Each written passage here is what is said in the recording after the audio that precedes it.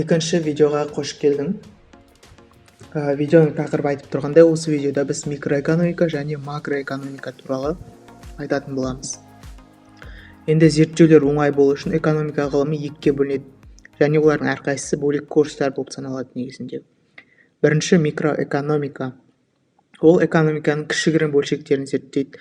Мысалы, жеке адамдардың, компаниялардың, немесе тек бір ғана индустрияны, мысалы мұнай экономикасы. Бұл микроға жата ма, әлде макроға жата ма? Бұл микроға жатады.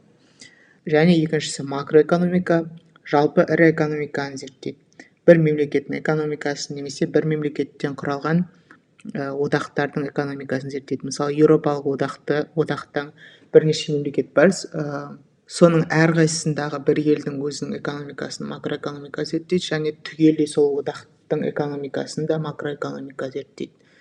Енді мына жерде суретте көріп тұрғандай, макроэкономиканы бір орман деп қарастырсақ, микроэкономика ондағы тек бір ғана ағаш деп айтсақ болады. Енді жаңа айтқандай, микроэкономика кішігірім ауқымдағы экономиканы зерттейді дедік. Мысал келтірейік.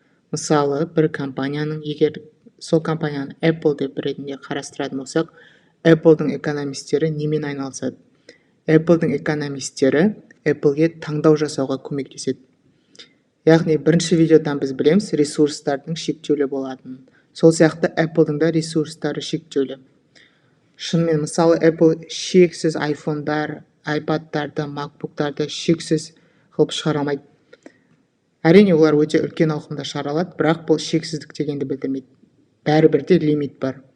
Сол сияқты, мысалы, тауарларды жасауға керек бөлшектер шектеулі, оларды жасап шығаратын адамдарды шектеулі.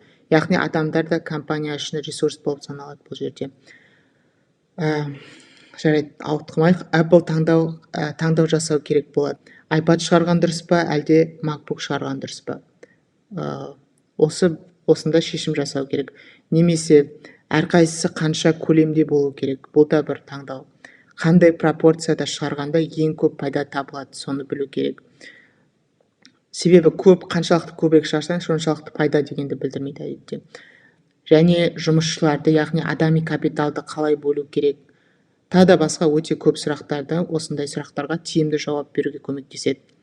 Бұл енді микроэкономикаға мысал болды. Енді макроэкономиканы қарастырайық. Макроэкономика үлкен сұрақтарға жауап іздейді. Макроэкономикада экономистер бүтін бір елдің, кейде тіпті бірнеше елден құралған одақтың экономикасын зерттейтінін айттық. Бұл жерде де басты міндет ресурстарды бөлу, яғни таңдау жасау. Таңдау жасау үшін өте көп факторлар ескеріледі. Көп адамдар жалпы макроэкономикадағы және микроэкономикадағы шешімдер маған қатысы жоқ деп ойлайды, белсенділік танытпайды. Алайда бұлардың бәрі бүкіл адамдардың өміріне тікелей әсер етеді.